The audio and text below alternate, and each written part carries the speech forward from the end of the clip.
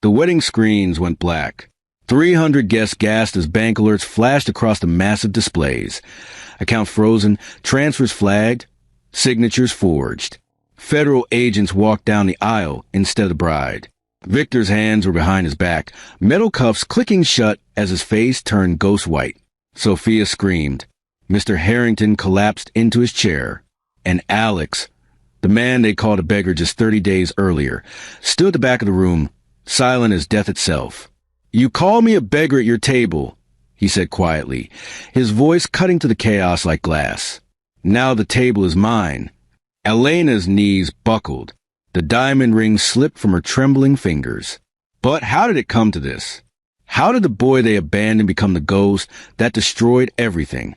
Let me take you back to where it all began. And trust me, you'll want to hear every single word of this. Before we start, hit that like button and subscribe because this story will change how you see revenge forever. Drop a comment telling me what you would have done in Alex's shoes. Now, let's go back to the beginning. 30 days earlier, Alex drove his old Honda through the iron gates of the Harrington estate. The mansion rose before him like a judge passing sentence. White columns, marble steps, windows that caught the evening sun and threw it back like accusations. 6 years had passed since he'd last been here. 6 years since Elena had told him she couldn't marry someone with empty pockets and broken dreams. He parked between a Mercedes and a Lexus. His car looked like a mistake. Inside, voices drifted from the dining room. Laughter, the clink of expensive glasses, the casual confidence of people who'd never missed a meal. "Elena, darling, the caterers confirmed 300 guests." Mrs. Harrington's voice rang with excitement. "Can you imagine? Our little girl, finally marrying someone worthy." Alex's jaw tightened. He straightened his simple jacket and walked in. The dining room fell silent. Sophia saw him first. Her face twisted with something between surprise and disgust. "Oh, God, you actually came." Elena froze mid-sip, wine glass hovering at her lips. Their eyes met across the table, hers wide with something that might have been guilt, his completely empty. "Alex." Mr. Harrington stood, offering a handshake that felt more like dismissal. "Good of you to join us. Elena mentioned you'd reconnected recently." Reconnected. Sophia laughed, sharp as breaking glass. "Is that what we're calling it?" Elena felt bad and invited her charity case ex to dinner. She turned to Victor, the broad-shouldered man beside Elena, whose suit probably cost more than Alex's entire wardrobe. "Babe! This is the guy I told you about. The one who thought he could marry into our family with nothing but art school dreams and student debt." Victor's laugh boomed across the table. "No way. This is him? The struggling artist." He looked Alex up and down. "Man, Elena really upgraded, didn't she?" Alex sat down without being invited. A server appeared with water. He nodded his thanks. "Still painting houses, Alex?" Sophia continued, leaning forward like a cat with a mouse. "Or did you finally get that gallery showing you always talked about?" She made air quotes around galleries showing, and Victor snorted into his wine. "I do all right," Alex said quietly. "All right." Sophia rolled her eyes. "That's code for still broke. Some people never learn, do they? Some beggars just stay beggars." Elena finally spoke, her voice barely above a whisper. "Sophia, stop." "Why? I'm just stating facts."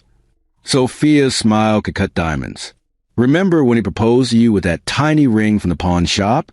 God, I thought Dad was going to have a heart attack." Mr. Harrington cleared his throat. "That's enough, Sophia. Let's eat." But Sophia wasn't done. Throughout dinner, she threw little knives, comment about Alex's clothes, his car, his lack of family connections.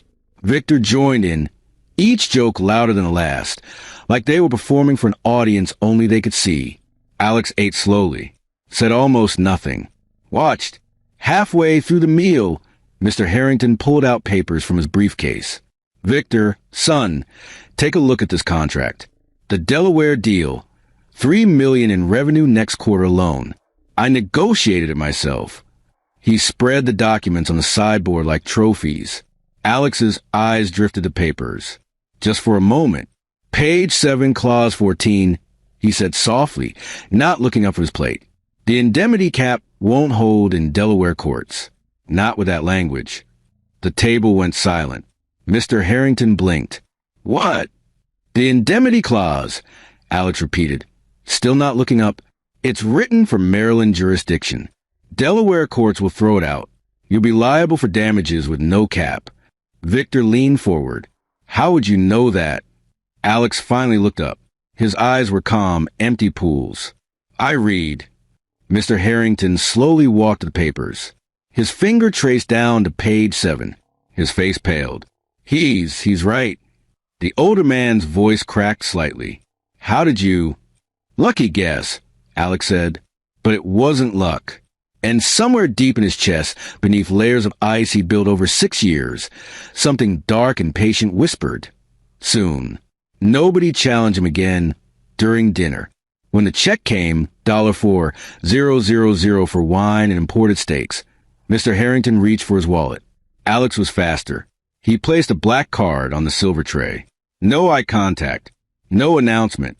The server took it without question. Sophia stared. That's Centurion card. Is it?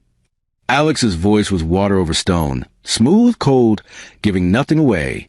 Victor shifted uncomfortably. Elena's hand trembled as she reached for her water glass. The server returned. Thank you, Mr. Carter. The payment went through perfectly. Alex stood. Thank you for dinner. He walked out before anyone could speak. The door closed behind him with a soft click that somehow felt louder than any of Sophia's insults. Outside, he sat in his Honda for 5 long minutes. His hands gripped the steering wheel until his knuckles went white. Then he pulled out his phone. The encrypted app opened with his thumbprint. Rows of data cascaded down the screen, holding subsidiaries, shell corporations, a web so complex it would take forensic accountants months to untangle. And there, buried under 7 layers of anonymous ownership, Harrington Industries. 100% acquired. Owner, A. Carter. He'd bought the company 3 years ago. Quietly, through proxies and offshore accounts. Mr. Harrington never knew who signed his paychecks now. None of them knew. Alex opened his calendar. 30 days until Elena's wedding. 30 days until 300 guests gathered to celebrate her marriage to Victor. He opened a text file on his phone. At the top, in simple letters, I don't destroy homes. I expose truth. His code. The one rule he'd lived by since crawling out of foster care at 18. Since building an empire from nothing but rage and refusal to stay down. He wasn't a villain. He was a mirror. And in 30 days, the Harringtons would see exactly what they'd become. The next morning, 3 things happened. First, the Delaware contract Mr. Harrington was so proud it fell through. The buyers pulled out after an anonymous tip revealed the jurisdiction error. $3 million vanished overnight. Second, a low-level competitor to Harrington Industries suddenly received funding from an unnamed investor, enough to undercut their prices by 15%. Third, Alex received a call from Mr. Harrington's secretary. Would he be interested in consulting for the company? They needed someone who understood contract law. Alex accepted. Started Monday. Salary, $500 a day. The irony was so sharp it could draw blood. Day 3. He walked into Harrington Industries wearing the same simple jacket as the dinner. The receptionist looked confused.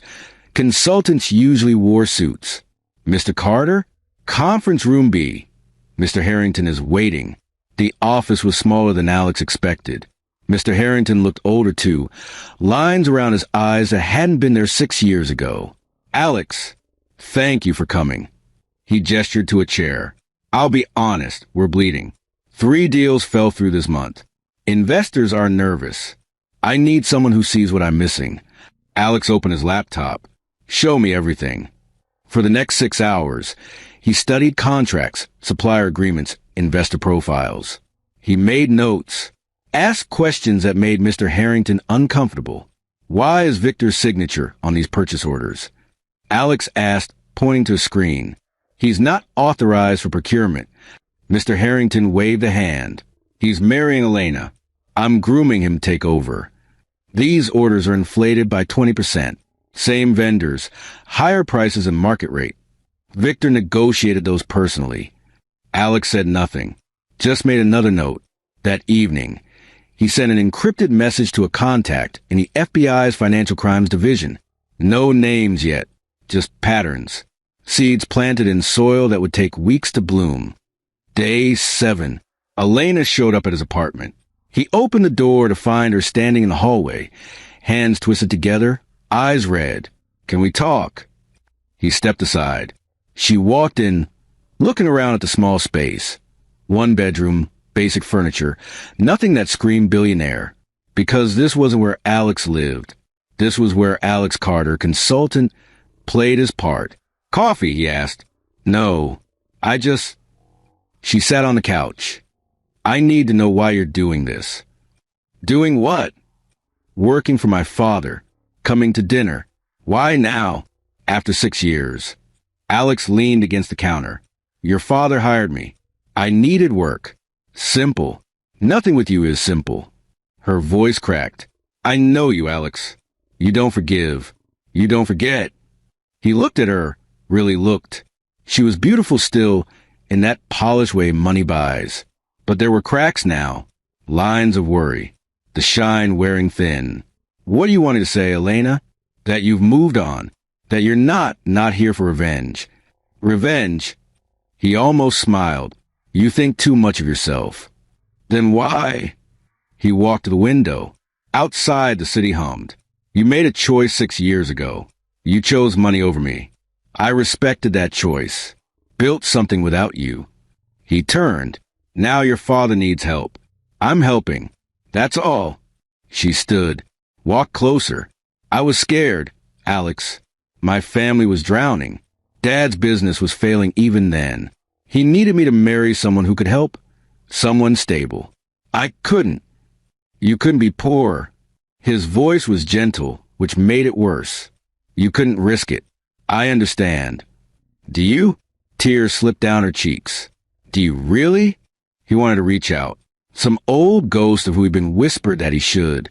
But he'd killed that version of himself years ago, buried it under steel and silence. "You should go, Elena. Victor's probably wondering where you are." She stared at him for a long moment. Then she saw it. His phone on the counter, screen still lit. An encrypted app with numbers, columns of data. Her eyes widened. Alex grabbed the phone, but not before she glimpsed a partial signature.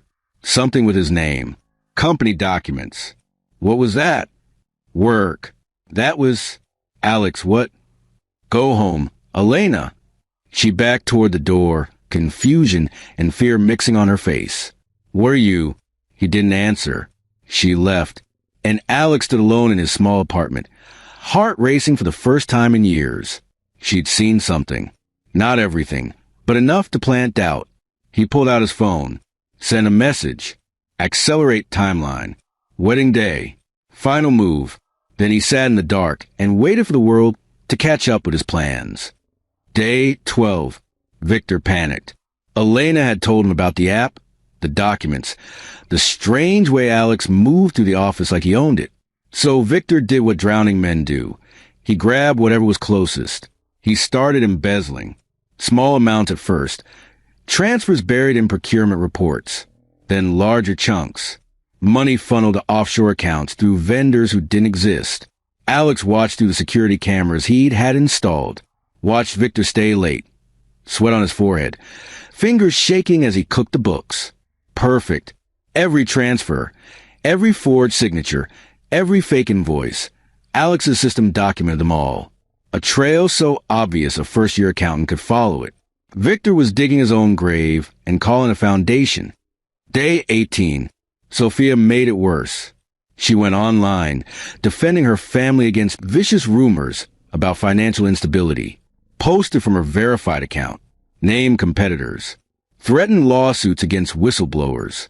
Every word created a digital trail that would make prosecutors weep with joy. Some people are just jealous. She typed in one post that would later be used as evidence. My father built this company with integrity. Anyone who says different is lying. Meanwhile, Mr. Harrington, desperate, drowning, signed a loan extension Alex had quietly drafted. Terrible terms. Poison in contract form. The old man barely read it. "You're a lifesaver, Alex," he said, hand shaking as he signed. "I don't know what I'd do without you." Alex said nothing, just watched the signature dry. Day 24. The invitations for the wedding went out. Cream paper, gold lettering. 300 guests. The venue was a historic estate. $200,000 rental fee, non-refundable. Orchestra hired. Celebrity chef. Ice sculptures. Live stream for social media. The wedding of the year. Funded by a company hemorrhaging money. Elena tried to call Alex 17 times that day. He didn't answer. Sophia sent a text. "Stay away from the wedding, beggar. You're not welcome." He saved the screenshot. Day 29. The night before the wedding, Alex sat in his real home. Not the consultant's apartment, but the penthouse he'd bought with his first $10 million. Floor-to-ceiling windows overlooking the city. Art on the walls worth more than the Harrington mansion. He poured whiskey. Didn't drink it. Just stared. On his tablet. Files. Years of planning. Every move calculated. Victor's embezzlement tracked. Sophia's post-cataloged. Mr. Harrington's fraudulent loan documented. All of it time-stamped, verified, ready to send. One button. That's all it would take. He thought about Elena. About the girl she'd been before fear made her small. About the moment she'd told him love was enough. Not without money. Not in the real world. "I can't be poor, Alex," she'd said 6 years ago. "I just can't." He'd left that night. Joined the army. Deployed. Came back and built an empire from rage and refusal. And now here he was, holding their entire world in his hands. His finger hovered over the button. "I don't destroy homes. I expose truth." He pressed send. Federal agents would arrive tomorrow, right during the vows. Everything timed perfectly. He finally drank the whiskey.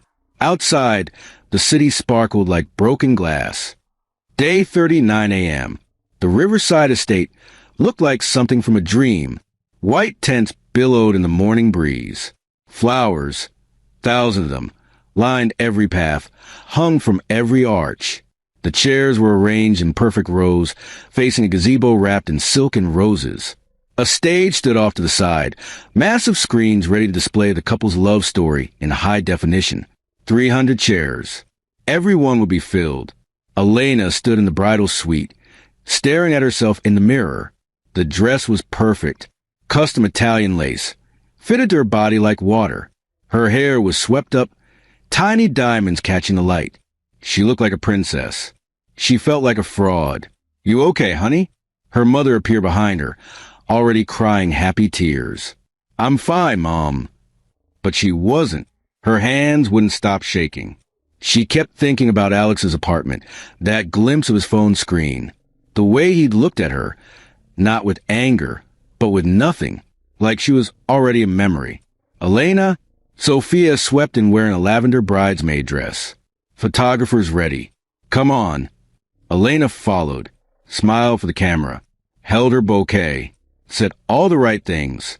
But in her mind, she kept hearing Alex's voice from 6 years ago. "I'll prove you wrong. One day, you'll see what you gave up." She'd laughed then, thought it was just hurt talking. Now she wasn't sure. 11:30 a.m. Victor stood with his groomsmen in a separate room, drinking bourbon despite the early hour. His hand shook slightly as he poured another glass. "Nervous, man." His best friend clapped his shoulder. "No, I'm good. Great. This is perfect." But it wasn't. For 2 weeks, he'd been moving money, hiding his tracks, covering his mistakes. Small amounts at first, then bigger, then so big he couldn't sleep anymore. He'd meant to stop, meant to put it back. But the wedding was expensive, and Elena expected things, and her father kept talking about making him CO, and he just needed a little more time. His phone buzzed. Unknown number. "Your transfers have been flagged." Federal review initiated. Victor's heart stopped. The phone slipped from his fingers. "Dude, you all right?" His friend bent to pick up the phone. "You look like you saw a ghost." Victor grabbed his phone back, stared at the message. It had to be spam. Just spam. Random phishing. Nobody knew. He'd been careful. He poured another bourbon with shaking hands. 1 p.m. Guests began arriving. Mercedes, Lexus, BMW. The parking lot looked like a luxury car show. Women in designer dresses. Men in tailored suits. The kind of people who drop $500 on a wedding gift. Without blinking, they air-kissed and took selfies. Commented on the flowers. Praised the venue. Nobody noticed the 3 unmarked sedans parked on the access road, half hidden by trees. Nobody saw the agents inside, watching, waiting for the signal. Alex stood in the back of the property, behind a service tent. He wore a simple black suit. No tie, hair combed back. He looked like any other guest who'd arrived early. A wedding coordinator rushed past, speaking into a headset. Yes, the screens are ready. The video will play right after the vows. It's all queued up. Alex smiled. It didn't reach his eyes. The video wouldn't play. Something else would. 1:45 p.m. The ceremony was about to start. Elena stood at the back in trance, her father beside her. Mr. Harrington looked proud, relieved. He'd bet everything on this wedding, literally. The company was drowning. But after the day, Victor would have access to his trust fund. They could merge resources. Everything would be fine. You look beautiful, sweetheart, he whispered. Elena squeezed his arm. Dad, are you sure about Victor? Really sure. What do you mean? I don't know. Something feels off. Mr. Harrington patted her hand. Cold feet. Perfectly normal. Victor's a good man. He'll take care of you. Take care of all of us. The music started. Here Comes a Bride, played by a live orchestra. Elena took a breath, started walking. 300 faces turned. Phones came out. The live stream went active. 2,000 more people watching online. Victor stood at the altar, sweating despite the cool breeze. His smile looked painted on. Sophia stood to the side, already crying. Mrs. Harrington dabbed her eyes with a handkerchief. Elena reached the gazebo. Her father kissed her cheek, placed her hand in Victor's, and stepped back. The officiant opened his book. Dearly beloved. Nobody noticed Alex slip into a seat in the very last row. Nobody saw him pull out his phone. Nobody knew what was about to happen. 2:03 p.m. Do you, Victor James Harrison, take Elena Marie Harrington to be your lawfully wedded wife? I do. The officiant turned. And do you, Elena Marie? The screens flickered. People looked up confused. The video montage was supposed to play after the vows. Not during. The screens went black. Then numbers appeared. Bank account numbers. Transaction records. Dates, amounts, transfer details. $47,000. Transfer to offshore account March 12th. $83,000. Vendor payment. Vendor does not exist. $126,000. Procurement fraud. The officiant stopped talking. Guests leaned forward, squinting at the screens. Victor's face drained of color. What is this? Turn it off. But the screens kept playing. More transfers. More fake vendors. More stolen money. Over $2 million. Displayed line by line in cold digital print.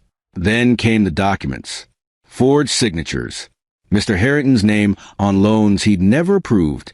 Victor's real signature on the transfers. Oh my God, someone in the crowd whispered.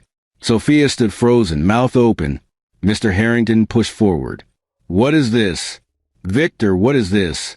I didn't. Someone's lying. Victor grabbed the officiant's microphone. This is fake. Someone's framing me. The screens change again. Sophia's social media post appeared. Every arrogant defense, every threat, every claim of family integrity now displayed for 300 people to read. Anyone who questions my father's business is just jealous. We built this company on honor. Whistleblowers are liars. Sophia's face went white. Turn it off. Turd OFF. But the worst was yet to come. The screen split. On the left, Mr. Harrington's signature on the poisonous loan extension, the one Alex had drafted. On the right, Alex's consultant contract, showing exactly who had advised the old man to sign his company away. And at the bottom of both documents, in small print most people missed, Harrington Industries, wholly owned subsidiary of Carter Holdings, LLC. A lawyer in the third row gasped. Wait, Carter Holdings? That's... Mr. Harrington stumbled backward, his face twisted in confusion, then understanding, then horror. Alex, he whispered. Alex Carter. Elena turned, her dress swishing. She scanned the crowd, and her eyes found him, last row, standing now, hands in his pockets, watching calmly. Their eyes met across 300 heads. Everything clicked into place for her. The black card, the contract knowledge, the apartment that was too small for a man who could pay a $4,000 dinner bill without blinking. You, she breathed, and then the doors opened. 6 federal agents walked down the aisle in dark suits. Badges out. Faces stone. Victor James Harrison? The lead agent's voice carried across the silent crowd. You're under arrest for embezzlement, fraud, and money laundering. Victor bolted. Made it 3 steps before 2 agents caught him. He thrashed, screaming. This is fake. Set up. He set me up. The cuffs clicked shut. Elena's bouquet hit the ground. She swayed and Sophia caught her. Another agent approached Mr. Harrington. Sir, we need you come with us. We have questions about your signature on several documents. I was just... The old man's voice cracked. My company... Your company is under federal seizure pending investigation. Mrs. Harrington collapsed into a chair, sobbing. The guests were on their feet now. Some recording on phones, others backing away like they might catch whatever disease had infected the wedding party. The live stream was still running. 2,000 people watching. Within an hour, it would be 2 million. Sophia found her voice. She turned, searching, and spotted Alex. She pushed through the crowd, her beautiful dress dragging dirt. You! She screamed, pointing. You did this. You destroyed us. Alex didn't move, didn't react. We took you in. Sophia's makeup ran with tears. We invited you to our home. And you snake, you liar. I'm not a liar. Alex's voice was quiet, but it cut through everything. Every number on those screens is real. Every signature. Every transfer. I didn't forge anything. I just showed people what was already there. You planned this. She lunged at him. 2 groomsmen caught her. You wanted revenge because Elena didn't want to be poor with you. I didn't want revenge. Alex looked past Sophia to Elena, who stood frozen in her white dress like a ghost. I wanted truth. Mr. Harrington pushed forward, agents flanking him. His face was gray. You bought my company. When? 3 years ago. 3 years. You've been watching us for 3 years. I've been owning you for 3 years, Alex corrected gently. You've been working for me. Victor stole from me. Sophia defamed me online. And you... He looked at Mr. Harrington with something almost like pity. You taught your daughter that money matters more than people, then acted surprised when she chose money over love. The old man's knees buckled. An agent caught him. Elena finally moved. She walked forward, her dress trailing through dirt and crushed flowers. Stopped 5 feet from Alex. Was any of it real? Her voice shook. 6 years ago, did you love me? Or was I always just this? A target. For the first time, Alex's mask cracked. Just for a second. I loved you more than I'd ever loved anything. You were the first person who made me feel like I wasn't alone in the world. Then why?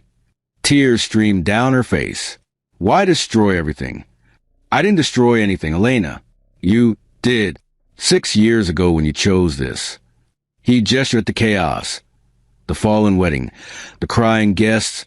The federal agents. You picked money over me. Said you couldn't be poor. Couldn't take the risk.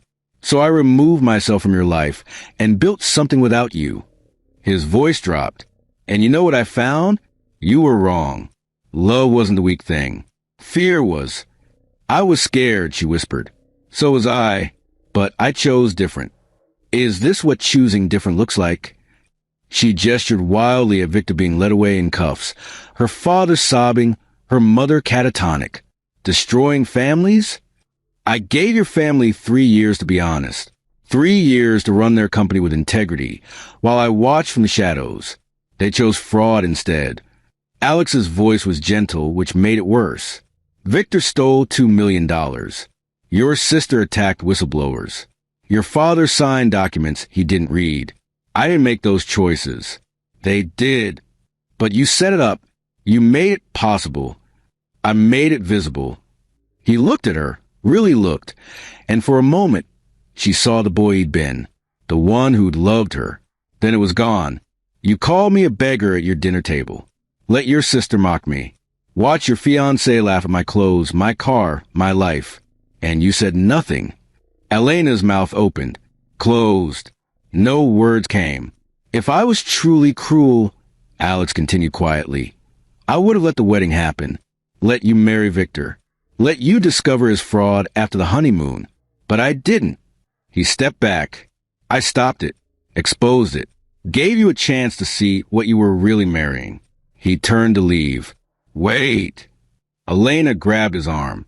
I was scared, Alex. I did love you. I still don't. He gently removed her hand. Too late for truth.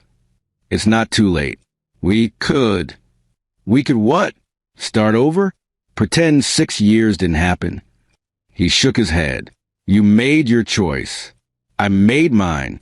This is what living with choices looks like. So that's it? You ruin everything and just walk away? Alex paused. Look back at her one last time. I didn't ruin everything, Elena. Your family still has each other. Your father will face consequences, but not prison. I made sure the fraud charges stay on Victor. Your mother's accounts are separate, protected. Even Sophia won't face charges if she stops attacking people online. He met her eyes. I kept my code. I don't destroy homes. I expose truth. What your family does with that truth is up to them. And what about me? Her voice broke. What about us? There is no us. There hasn't been for 6 years. You just didn't know it yet. He walked away. She stood in her wedding dress, flowers dying at her feet, and watched him disappear into crowd. Around her, the world crumbled. Agents interviewed guests. Phones captured every moment. The live stream hit 3 million views. The wedding of the year had become the disaster of the decade, and Elena stood at the center of it, finally understanding the cost of her choices. 3 months later, the Harrington mansion sold at auction. A tech entrepreneur from California bought it for half its value. Foreclosure prices always cut deep. The family moved into a small apartment in the suburbs. 3 bedrooms, thin walls, a parking lot instead of gardens. The kind of place Elena had been terrified of 6 years ago. Now she woke up in it every morning. Victor was in federal prison. 18 months. Possibility of early release for cooperation. His lawyer said he got off easy. Alex's evidence had been so comprehensive, so airtight, that pleading guilty was the only option. Mr. Harrington was under investigation, but hadn't been charged. He'd lost his company, his reputation, his position in society. At 63 years old, he was starting over. He'd found work at a small accounting firm, entry level. The irony wasn't lost on anyone. Sophia had disappeared from social media entirely. Got a job at a retail store, wore a name tag, said, "How can I help you?" to people who used to beg for her attention at parties. Mrs. Harrington had taken it hardest. She rarely left the apartment, just sat by the window, watching the parking lot, mourning a life that had crumbled like sand. And Elena worked at a coffee shop. She wore a green apron and made lattes for $15 an hour plus tips. Her hands smelled like espresso. Her feet hurt by closing time. She came home to a tiny bedroom with walls, so thin she could hear her parents arguing about money. Everything she'd been afraid of 6 years ago had come true, except she discovered something unexpected. She was okay, not happy, not fulfilled, but okay. She was surviving, learning, growing. For the first time in her life, she was actually proud of something. Not her family's name or her father's money, but the fact that she could pay her portion of rent with money she'd earned. It felt strange, small, real. The evening, everything changed again. Elena was closing the coffee shop when the news played on the TV above the counter. Breaking news tonight. An anonymous donor has given $500 million to orphanages and foster care systems across the country. The donation, the largest single charitable contribution this year, comes from a private trust that has not revealed the donor's identity. However, sources say the donation equals the exact amount that would have been spent on what was dubbed the wedding disaster 3 months ago. Elena's hands froze on the dish rag. The screen showed footage. Children laughing. New facilities. Social workers crying happy tears. The donor left only one message with the trust. For the ones who had no choice. Elena's vision blurred. She knew. Somehow she knew. She closed up early. Drove her beat-up Honda. Her Mercedes had been sold months ago. Across town to the waterfront. She didn't know why. Just followed an instinct. And there, silhouetted against the night sky, a yacht bobbed in the harbor. Not the biggest, not the flashiest, but expensive enough to matter. She parked, walked down the dock. Her heart hammered. A figure stood on the deck, back to the water. Dark suit, hands in pockets. Alex. He turned, showed no surprise at seeing her.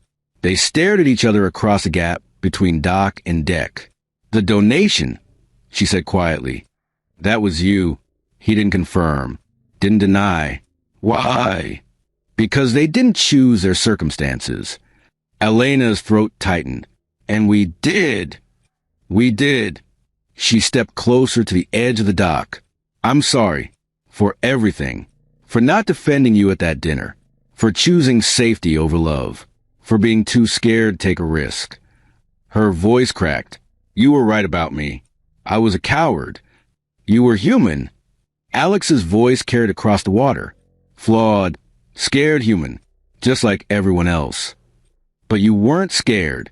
You took the risk. Built everything from nothing. I was terrified every day. He looked away at the horizon.